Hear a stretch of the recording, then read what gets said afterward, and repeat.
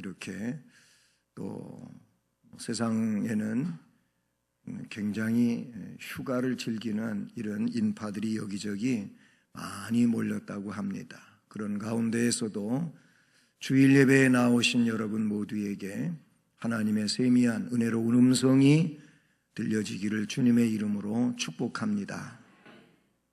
3월달은 우리 교회는 찬양 훈련의 달인데, 그런데 오늘 말씀은 3월에 암송하는 말씀이 담겨져 있는 본문입니다. 바로 나다나엘이 이제 한 말에 대하여 또 빌립이 전도하고 한 이 내용이 본문의 말씀의 내용인 것이죠.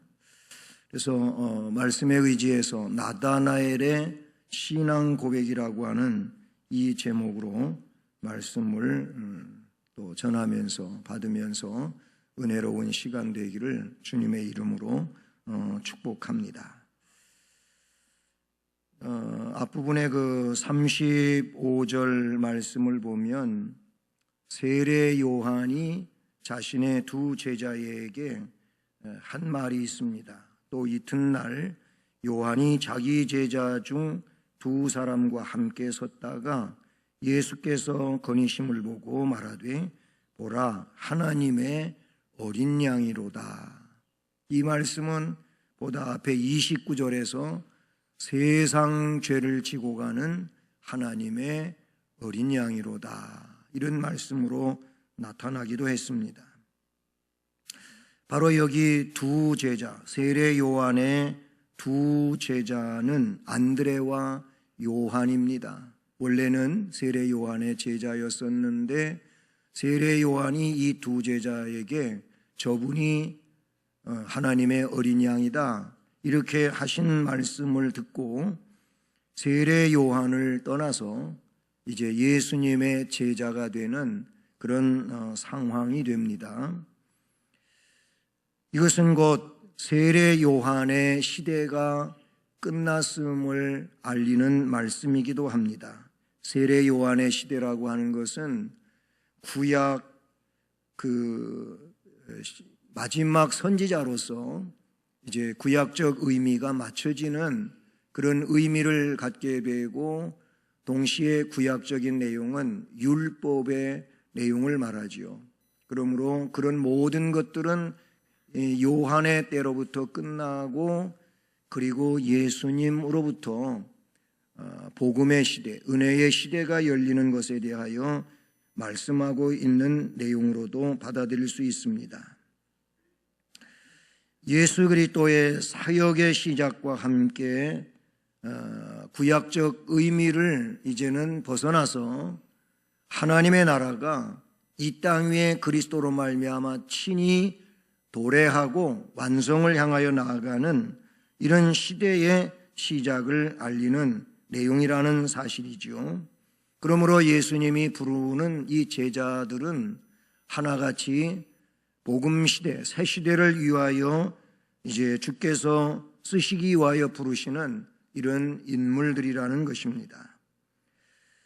본문 앞에는 두 명의 제자 베드로와 안드레의 선택에 대한 말씀이 나오고, 그리고 본문에는 빌립과 나다나엘을 선택하는 주님의 모습이 기록이 되어지고 있습니다.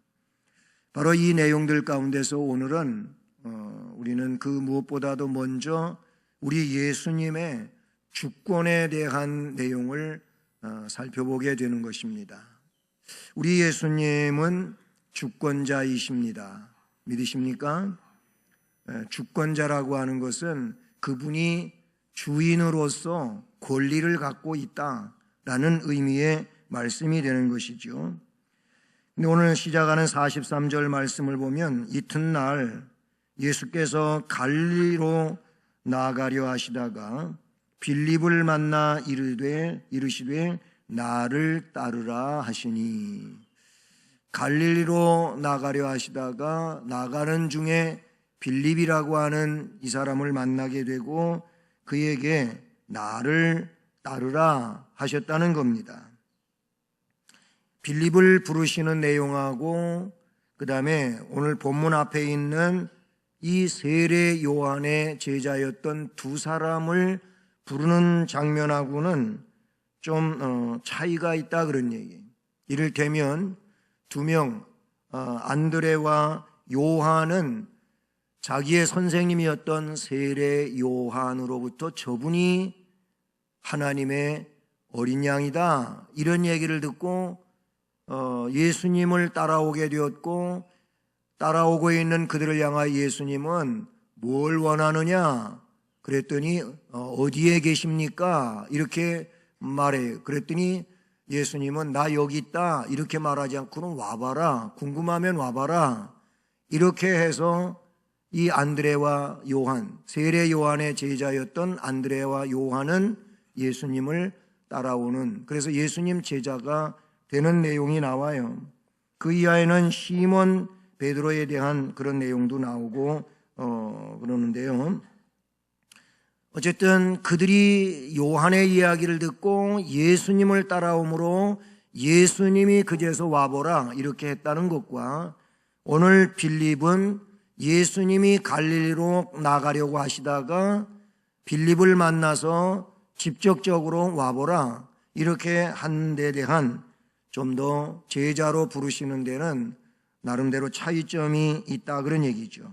그러나 전자의 얘기나 후자의 얘기나, 즉 안드레와 요한을 부른 사건이나 또 빌립을 부르는 사건이나, 이 모든 것들은 예수님의 절대 주권에 의하여 되어진 일이라 그런 얘기입니다. 직접 부르셨던 간접적으로 부르셨던 다 그 주님의 주권에 있다.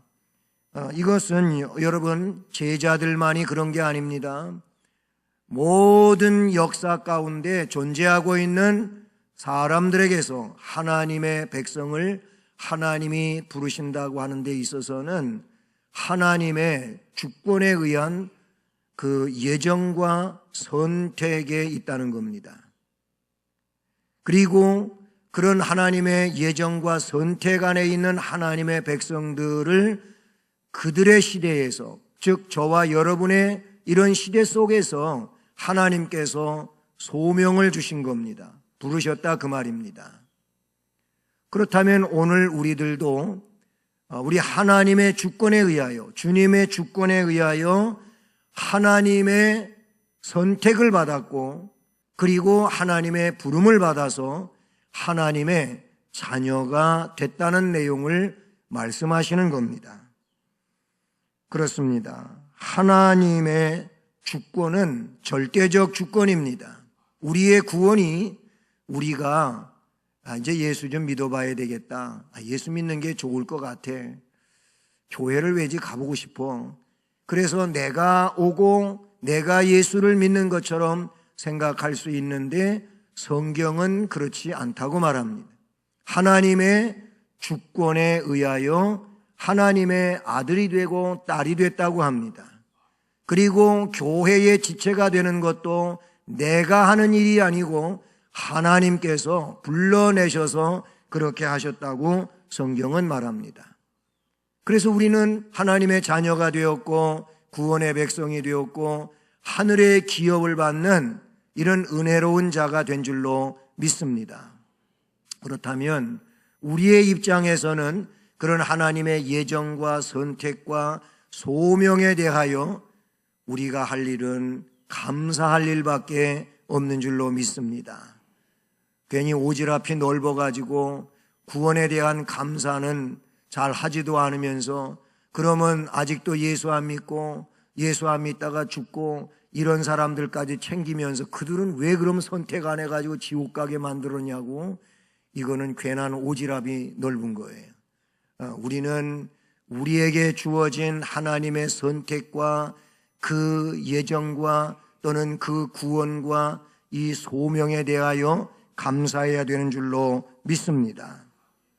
주님은 분명히 말씀하셨어요. 제자를 다 부르시고 부르신 제자들을 향하여 요한복음 15장 16절에 이렇게 말씀하셨어요. 너희가 나를 택한 게 아니다. 네가 나를 택한 게 아니다 그 말이. 개인적으로는 제자들 12명을 향하여 너희가 나를 택한 게 아니고 내가 너희를 택하여 세웠나니. 주님은 요한복음 15장 16절에 그렇게 말했어요. 왜 그렇게 하셨느냐 하면은 이는 너희로 가서 열매를 맺게 하고 또 너희 열매가 항상 있게 하여 내 이름으로 아버지께 무엇을 구하든지 다 받게 하려 함이라. 결국 내가 너희를 택한 것은 너희로 하나님 아버지께 기도해서 받을 수 있도록 하기 위해서 내가 너희를 선택한 거다. 네가 나를 선택한 게 아니라. 이거는 오늘 우리에게도 마찬가지예요. 저와 여러분들에게 하시는 말씀이 너희들이 나를 택한 것이 아니고 나 여호와 혹은 주님, 그 주님께서 나를 택하신 겁니다. 할렐루야. 그래서 예수 믿고 있는 거예요. 그리고 천국 갈 소망을 갖고 있는 줄로 믿습니다.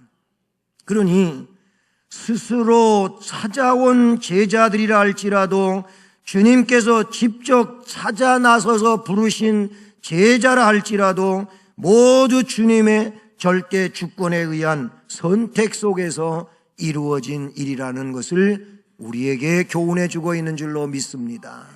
여러분, 내가 스스로 결심하고 교회로 오셨다 할지라도 주님이 선택했기 때문에 그렇게 된 줄로 믿습니다. 이게 하나님의 영원하신 하나님의 주권에 대한 내용이라 그런 얘기인 거예요. 여러분 생각해 보십시오. 우리의 권리에 의하여 내가 예수를 믿게 되었다고 생각해 보십시오. 이 사람은 예수 싫으면 떠나가게 되어 있습니다. 그럴 수밖에 없어요. 그러면 어떤 때는 붙었다가 어떤 때는 떨어졌다가 이런 상황이 되는 거예요. 그러나 성경은 하나님이 선택한 사람은 하나님께서 결국 구원에 이르게 하신다고 말씀해 주고 있다는 사실이죠. 그것이 하나님의 주권이라 그런 얘기인 것입니다. 예수 그리스도는 영적인 안목을 가지고 계셨습니다. 예수님은 알고 계신다 그 말인 것입니다. 그래서 예수님의 선택은 정확했습니다. 실수가 없었습니다. 12명의 제자를 선택하셨는데 11명 모두는 순교자가 됐어요. 물론 그 11명 가운데 사도 요한은 살아있는 순교자라고 할 만큼 자연사했지만은 그 삶 자체가 순교자적 삶이었다고 하는 것을 이야기하고 있어요. 그 중에 한 명 가룟 유다, 그는 배반자였잖아요. 근데 성경에 가만히 유다에 대하여 이야기하고 있는 것을 보면은 그 유다는 그런 역할로 그 길을 갈 사람으로 그렇게 알고 선택했다고 성경은 말씀하고 있다는 사실인 겁니다. 이렇든 저렇든 모든 것이 하나님의 선택에 의한 것이라고 이야기하고 있는 것이지요. 그래요. 이들은 새 시대에 대한 열망, 메시아를 맞이하기 위하여 고대하는 이런 믿음을 가지고 있었다는 사실입니다. 주님은 아무나 선택하시는 것이 아니고 이미 그 주권에 의하여 선택하셨으므로 그들을 그들의 시대 속에서 소명을 허락하여 불러내시는 줄로 믿습니다. 우리는 주의 은혜로서 부름을 받은 자들이고 끌려냄을 받은 자들인 것입니다. 그래서 이 자리에 앉아 말씀을 경청하고 아멘하게 된 줄로 믿습니다. 이것이 오늘 말씀에서 빌립을 선택하시고 부르시는 그 주권에 대한 말씀 속에서 이 원리를 깨닫게 된다 그런 얘기입니다. 두 번째로 빌립이 우리 주님의 주권에 의하여 선택되어지고 부름을 받아서 이 사람은 진정 메시아이신 주님을 만나게 됩니다. 그래서 이 빌립은 전도자가 됩니다. 빌립의 전도에 대한 이야기를 이 말씀에서 나타내주고 있어요. 43절 44절 말씀을 지나서 45절에 보면 빌립이 나다나엘을 찾아갑니다. 이 나다나엘은 어떻게 보면 친한 친구였습니다. 빌립에게 있어서 단짝 친구였을 것입니다. 그래서 빌립이 나다나엘을 찾아가서 하는 말이 모세가 율법에 기록했다 그랬어요. 모세는 유대인들에게 있어서 율법주의 대표자인 겁니다. 율법 하면은 모세라 그런 얘기예요. 하나님이 모세를 통하여 그 율법을 주셨기 때문에 그만큼 이스라엘 이 유대인들에게 있어서 모세는 율법의 대표자로서의 영웅과 같은 사람인데, 그 모세가 율법에 기록하였고 여러 선지자가 기록한, 여기서 여러 선지자는 성경에 나와 있는 모든 선지자를 포함한다고도 볼 수 있겠습니다. 하나님은 하나님의 거룩한 메시지를 선지자들에게 주어서 선지자들은 그들의 시대 가운데서 타락한 백성들을 향하여 하나님의 뜻을 선포하는 자들이었습니다. 바로 그 여러 선지자가 또 기록을 했어요. 대선지자도 있고 소선지자도 있어요. 이런 선지자들이 기록한 그분, 그의 메시아, 그분을 우리가 만났다. 내가 만났다. 그가 누구냐면 요셉의 아들 저 나사렛에서 태어난 예수다. 이 말은 곧 그 나사렛에서 자라나고 있는 예수가 알고 보니 메시아더라. 내가 만나보니까 그분이 메시아더라. 이런 얘기를 했다, 그런 얘기입니다. 이게 빌립이 나다나엘을 전도하는 내용이었어요. 그랬더니 나다나엘은 하는 말이 나사렛에서 무슨 선한 것이 날 수 있느냐, 이렇게 말해요. 이게 우리가 암송하는 3월에 암송하는 말씀이잖아요. 나다나엘이 이르되 나사렛에서 무슨 선한 것이 나오냐, 나사렛에서 개천에 용이 나냐, 이 말 같은 거란 말이에요. 안 된다고요. 인간적으로 그렇게 말을 했어요. 그랬더니 빌립이 그를 설득하려고 하지 아니하고 당장 하는 말이 와서 보라. 나도 몰랐는데 그분이 내 옆을 지나가시다가 나에게 말씀하시는데 내가 그분을 만나고 보니 그분이 메시아더라. 와 보면 알게 된다. 와 보라, 이렇게 말하게 됩니다. 그렇습니다. 예수님의 제자 된 자는 예수님 마음을 갖는 것이 정상입니다. 예수님을 진정성 있게 믿고 따르면 예수님 마음이 그 마음 속에 임하게 되어 있습니다. 예수님을 진정성 없이 그냥 형식적으로 예수님을 따라가면 예수님 마음을 알 길이 없어요. 그러나 그 누구와도 진정성 있는 교제를 나누고 서로 마음을 교류하며 친구가 되면 이심전심이 되지 않겠습니까? 그래서 아주 친한 친구에 대하여 이야기할 때에는 나는 제 마음 다 알아요, 이렇게 말을 하더라고.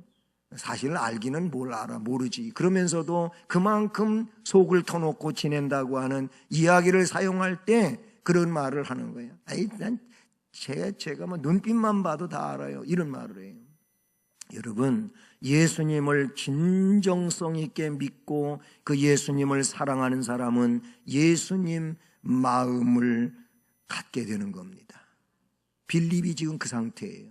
이 빌립이 예수님 만나고 보니까 그렇게도 기다리고 고대하던 메시아 그분이 맞아요. 그러니 자기 단짝 친구한테 이분을 전해주지 않으면 안 되는 거예요. 그래서 빌립이 나다나엘을 찾아가서 전하게 되었던 것이지요.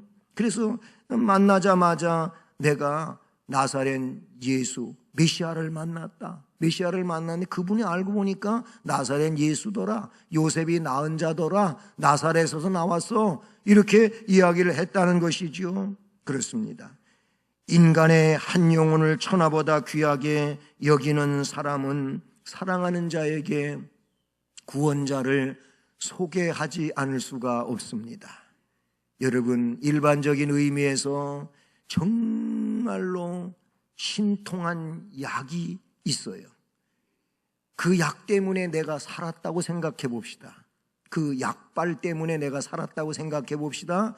그런데 나하고 똑같은 그런 질병을 앓고 처지에 놓여 있는 사람이 있어요. 나는 그 약 때문에 고쳤는데 이 사람이 나와 똑같은 전철을 밟고 있어. 그 사람은 이렇게도 안 고쳐주고 저렇게도 안 고쳐주는데 내가 고친 이 약이라면 이 사람도 고칠 수 있다고 확신한다면 요 약을 나만 먹고 넌 죽어라 안 주겠습니까? 얘기가 극단적이지만 나는 다 고쳐서 건강해져서 그러면 이거를 그 친구에게 그분에게 이 약을 써보세요. 나도 당신하고 똑같이 죽어갔었습니다. 이래도 안 고쳐주고 저래도 안 고쳐주고 그랬었는데 어떻게 어느 분이 이 약을 말해서 그래서 이 약을 썼더니 내가 이렇게 건강하게 회복되었습니다. 이 약을 써보세요. 그렇게 하지 않겠습니까? 이게 상식적인 것이고 인간적인 거라 그런 얘기예요. 예수가 구세주라면 그렇게 믿어진다면 예수님이 메시아라면 그렇게 믿어진다면 이 메시아를 알고 있는 나는 내 사랑하는 친구에게 전할 수밖에 없단 말이에요. 빌립이 지금 그렇게 하고 있는 거예요. 근데 빌립이 전하는 이 메시아를 나다나엘이 믿지를 않아. 그래, 야, 나사렛에서 무슨 선한 것이 나냐? 나사렛에서 그런 메시아가 나와? 그거는 맞지가 않아. 이렇게 나다나엘은 말하는 것이지요. 그랬더니 빌립은 포기하지 않습니다. 그래, 나는 그렇게 믿었는데 네 얘기 듣고 보니까 안 그런 것 같으네. 이러질 않았어요. 자기는 확신하고 있는 거예요. 그래서 나다나엘에게 설득하려고 하는 것이 아니고 나도 몰랐는데 그분 만나고 보니까 그분이 메시아 맞아. 그러니 너도 그분 만나봐. 와보라니까. 이렇게 얘기한 거예요. 말씀에. 바로 이것은 예수님이 세례 요한의 제자를 부르실 때에 하셨던 말과 똑같아요. 앞에 39절 보면 예수님도 따라오고 있는 세례 요한의 제자였던 두 명, 안드레와 요한. 이 안드레와 요한이 따라오는 것을 보면서 그들이 말해요. 뭘 구하느냐 그랬더니 어디 계십니까? 어디에 계시는 분입니까? 이렇게 물어요. 그랬더니 예수님이 그래 와봐. 그러면 뭐 알게 되겠지. 그런 정도가 아니고 궁금하면 와봐. 와서 뭐라? 라고 말씀하셨어요. 예수님도 그렇게 말했어요. 와서 봐라. 알고 싶으면 와서 봐라. 이렇게 말했다. 그런 얘기인 것입니다. 그렇습니다. 전도에 있어서도 지식이라고 하는 것은 바른 전달을 위한 도구일 것입니다. 전도하는 지식이 있다면 바른 전달을 위한 도구이지 그것이 설득을 위한 것은 아니라 그런 얘기인 것입니다. 때문에 빌립의 전도는 지혜로운 전도였습니다. 그는 나다나엘을 직접 예수님을 확인하도록 만나보라고 말해주었다. 그런 얘기인 것이지요. 오늘 우리가 바르게 전도하기를 원한다면은 상대방을 설득하려고 하는 이 내용이 아니고 그냥 복음을 선포하면 되는 겁니다. 예수님이 구세주입니다. 예수 믿어야 천국 갑니다. 예수님이 곧 구원자로서의 우리의 하나님이십니다. 우리는 전도는 그거예요. 그냥 선포하는 거예요. 선포. 전도는 선포하는 거예요. 자꾸 우리는 선포의 기능보다도 내가 알고 있는 것까지 자꾸 설득을 해보려고 하니 보니까 잘 안 되는 거예요. 우리는 선포하면 되고 그 나머지는 예수 선포했기 때문에 구원자를 선포했기 때문에 구원자인 전능자 그 하나님이신 예수 그리스도가 그분에 대하여 메시지를 들은 선포를 들은 그에 대하여 역사하심으로 그가 예수 믿게 되는 줄로 믿습니다. 그러니까 가장 좋은 방법은 예수님을 직접 만나보라고 하는 것인 줄로 믿습니다. 이게 빌립의 나다나엘을 전도하는 내용이었다. 그럼 앞으로 우리가 전도할 때에 우리도 어떻게 합니까? 선포합시다. 선포합시다. 복음을 선포하는 자가 되기를 주님의 이름으로 축복합니다. 그다음에 마지막으로 오늘 이 말씀의 마지막 세 번째 내용은 따라서 합니다. 나다나엘의 신앙 고백. 아멘. 나다나엘도 야 나사렛에서 무슨 그런 인물이 나오냐? 나사렛에서 메시아가 웃기고 있네. 이랬던 사람이에요. 그런데 빌립을 통하여 이제 그 친한 친구가 자꾸 예수님한테 가보자고 하니까 그래서 예수님 앞에 왔던 거예요. 예수님 앞에 왔어요. 그래서 예수님하고의 일문일답의 대화가 시작이 되는 겁니다. 예수님은 빌립에 의하여 자신 앞에 온 이 나다나엘은 예수님의 제자 중에 한 사람인데, 예수님 제자 12명 이름 나오는데 보면은 나다나엘이라는 이름은 없어요. 그러면 이 사람이 누구냐? 바돌로메입니다. 바돌로메가 나다나엘입니다. 자, 그런데 빌립에 의하여 예수님께 오는 이 나다나엘, 즉 바돌로메를 보면서 예수님 이런 말을 합니다. 보라, 이는 참으로 이스라엘 사람이로다. 그 속에 간사한 것이 없도다. 이렇게 말했어요. 그러면 어느 정도 사람은 자기가 자기를 알지요. 모르는 것 빼놓고는 다 알지요. 자기에 대하여 알아요. 아는데, 그런데 이 말을 들었을 때, 그래, 나는 간사한 게 없는 사람 맞지. 나다나엘이 자기가 살아온 인생이 그러니까, 진실하게 살아왔으니까.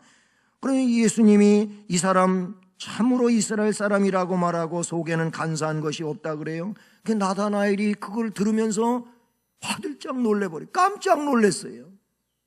아니, 어떻게 저를 아시지요?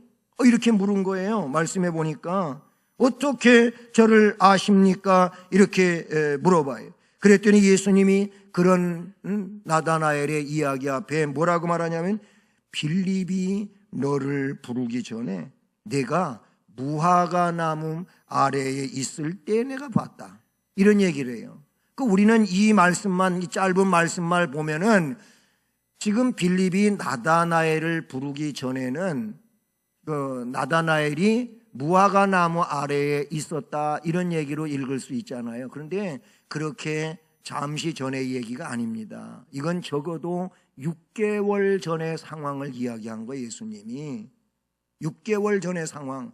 왜 그렇게 이해를 하게 되냐면은, 이것은 무화과 나무 아래에, 유대인들은, 그 팔레스타인 지방의 사람들은 무화과 나무 아래에 가서 머물고 있는 상태는, 무화과 나무가 잎사귀가 많고 그늘이 져 있을 때, 그래서 시원한 그늘 밑에서 거기서 쉬기도 하고 기도도 하고 성경도 읽고 그러는 거예요. 괜히 무화과 나무 아래 가는 게 아니에요. 무화과 나무 잎사귀도 없는 그런 시절에 무화과 나무 아래 갈 일도 없어요.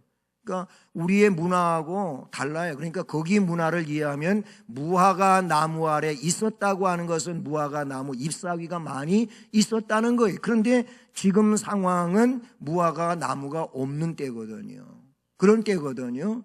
자, 그러니 AD 26년 10월 달에 너가 무화과 나무 아래에 있었던 걸 봤다. 그러니 6개월 전에 그런 일이 있었지 않느냐, 그 얘기예요. 지금 AD 27년 1월, 2월 경에는, 즉 지금 상황에서는 1, 2월에는 무화과 나무 잎사귀가 없는 때입니다. 이 내용을 이야기하는 거예요. 딱 이 말씀을 하시니까 나다나엘이 당장 그의 생각 속에서 입으로 튀어나온 얘기가, 라피어, 선생님, 당신은 하나님의 아들이 맞군요. 당신은 이스라엘의 임금이 맞군요. 나다나엘도 그 예수님이 자기에 대하여 지금과 과거에 대해서 알고 있는 이 내용을 보면서 예수님이 메시아라고, 구세주라고 그렇게 진실한 고백을 하게 되었다, 그 얘기예요. 여러분, 예수님을 직접적으로 이렇게 만나서 예수님이 하나님이신 것을 경험하는 사람들은 다 신앙 고백을 합니다. 나다나엘은, 라비오 선생님, 당신은 하나님의 아들이십니다. 당신은 이스라엘의 진정한 통치자로 임금이시군요. 이렇게 말했어요. 여러분, 베드로는 마태복음 16장에 그가 고백하기를, 주는 그리스도시요 살아계신 하나님의 아들이십니다, 이렇게 말했어요. 잠시 후에 그 얘기 또 이어가겠습니다. 그랬어요. 여러분, 구약에도 보면은 훌륭한 신앙 위인들은 다 상황 가운데서 신앙 고백들을 하게 됩니다. 다윗은 신앙 고백을 환경에 따라서 여러 차례 또 다양하게 했는데 시편 23편에 보게 되면 다윗이 신앙 고백을 해요. 여호와는 나의 목자시니 내가 부족함이 없으리로다.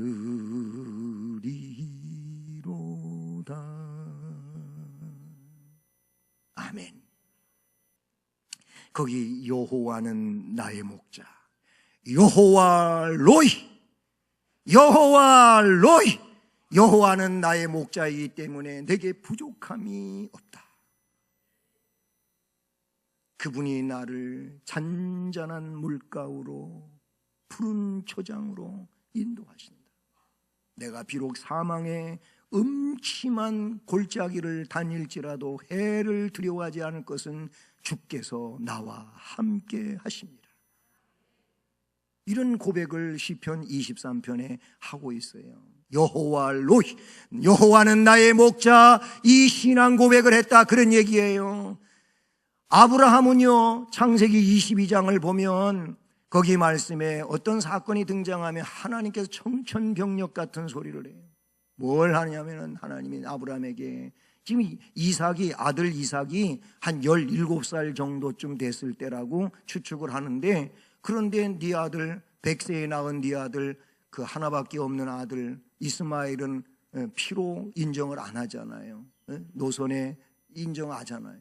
근데 이 이삭을 내가 지시하는 한 산으로 가서 거기서 번제로 드려라, 그래요. 이거 너무 청천벽력 같은 소리예요. 그런데 하나님 명령에 순종을 합니다. 순종을 해서 그래서 종에게 나무찜을 지우고 그리고 불을 들게 하고 이삭을 데리고 갑니다. 3일 길을 갔다고 성경에 나와요. 어떤 분은 또 이거를 그렇게 해석하더라고. 3일 가서 주일 지내고 수요일 예배는 반드시 드려야 된다. 그 전에 수요 예배를 3일 예배라고 한 적이 있어요. 지금은 그냥 수요 예배 혹은 수요 기도 예배 이렇게 정하지만은 그 전에 얼마 전까지만 해도 수요 예배를 3일 밤 예배라 그랬다니까요. 아시나요? 네, 그랬어요. 아니 뭐 그거는 또 이상한 해석 같지만은 어쨌든 3일 길을 갔어요. 그리고 산 밑에다가 종들을 놔두고 아들하고 올라가서 제사 드리고 올 테니 너희들은 여기서 기다려라. 올라갔어요. 그리고 제물로 실제적으로 드립니다. 그런데 결정적인 순간에 하나님께서 스톱시킵니다. 그리고 하나님께서 준비한 순양, 뿌리, 구부라진 뿌리 수풀에 걸려있는 순양을 붙잡아다가 이삭 대신에 제물로 드리지요. 그리고서 한 말이 여호와 이레, 여호와 이레라고 해요. 하나님께서 준비하셨다. 이 신앙 고백을 해요. 하나님이 준비하셨다, 이 고백을 한다, 그런 얘기인 것입니다. 그렇습니다. 신앙 고백을 하는 자에 대한 진정성 있는 신앙 고백을 하는 자에게는 복을 주십니다. 베드로에게 복을 주실 때 뭐라고 하셨냐면은 바요나 시모나 내가 복이 있도다 그랬어요. 너는 베드로라, 내가 이 반석 위에 내 교회를 세우리니 음부의 권세가 이기지 못한다. 너한테 천국 열쇠를 준다. 그러니 네가 땅에서 무엇인지 매면 하늘에서도 매이고 내가 땅에서 무엇이든지 풀면은 하늘에서도 풀려진다 하고 신앙 고백을 진정성 있게 한 베드로에게 복을 주셨습니다. 사랑하는 성도 여러분, 우리는 주님의 주권적 선택에 의하여 하나님의 자녀가 되었습니다. 할렐루야. 이 말씀 앞에 우리는 아멘 해야 될 줄로 믿습니다. 바로 그 전능하신 하나님의 주권에 의하여 하나님의 자녀가 됐다는 것입니다. 그러므로 주님을 만난 우리는 복 있는 바른 신앙 고백을 가지고 흔들림 없이 믿음으로 살아가야 될 줄로 믿습니다. 그리고 빌립처럼 사랑하는 자에게 전도하는 자가 되어야 할 줄로 믿습니다. 기도하겠습니다. 사랑의 하나님 아버지, 감사